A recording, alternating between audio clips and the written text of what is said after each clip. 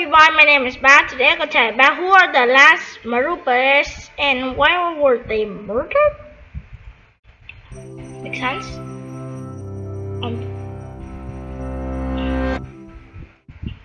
From 1930 to 1961, thousands of people were imprisoned, tortured, and murdered under Rafael Trujillo's dictatorship in the Dominican Republic. Three sisters will go on to lead an underground revolution, but while their courage inspired many, it threatened the man in power. and their Their lives will come to a tragic early end.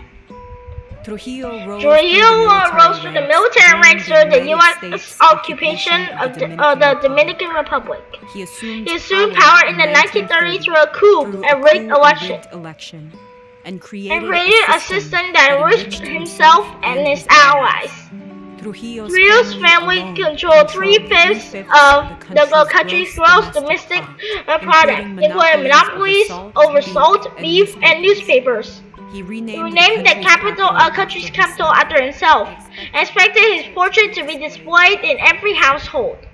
and He committed atrocities, including the massacres of thousands of Haitians. And all while a secret police force maintained his power, targeting opponents at home and abroad.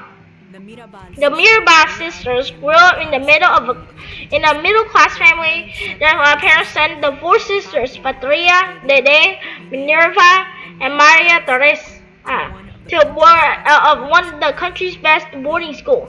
There, Minerva met a classmate whose relative was killed on Trujillo's order.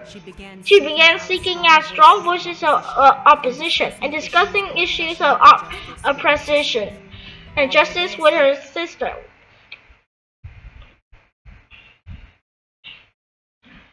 While they then stayed out of politics, Minerva, Patria, and Maria Teresa became invested in changing their country. However, the Mirabal family's safe standing soon collapsed. In 1949, they were invited to one of Trujillo's parties, which served as a personal hunting ground for young women.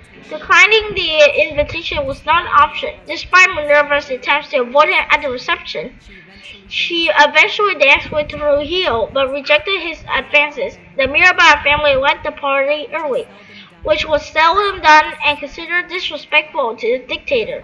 Their father, Inique, was imprisoned, and their family property was confiscated. Minerva graduated with highest honors as one of the first women in the country to receive a law degree. She was denied state authorization to practice, a process Trujillo oversaw.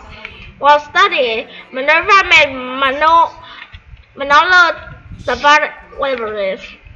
She shared her political convictions, and the two married in 1955. They watched as armed revolution launched throughout Latin America. After Trujillo crushed an attempt to overthrow in 1959, they began to prepare a revolution on their own. The Mirabal sisters and their husbands formed the July 14 movement, along with many others from the middle class. Codenamed Las Morapaces, or the Butterflies, the three sisters organized and attended clandestine meetings and distributed pamphlets detailing Trujillo's violations in 1960. They called representatives together from all over the country to establish the movement structure and prepare uprising. As not to be. Trujillo has spies everywhere.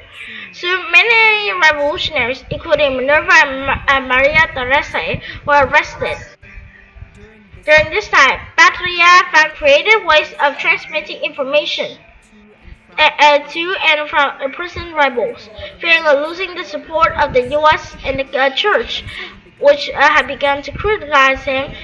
Trujillo released the sisters while leaving their husbands alone, but they continued to threaten his regime's stability and his ego. On November 25th, as the three sisters were returning from visiting to their imprisoned, Trujillo's men stopped the car. The sisters, along with their driver, were asphyxiated and beaten to death. The man rode a jeep off a hill to frame the murder as a car accident. Patria was 36, Minerva was 33, and Maria Teresa was 35. But Trujillo's plan to silence the Mirabal sisters and instead was his regime backfired. Much of the public wasn't fooled by flimsy cover-up.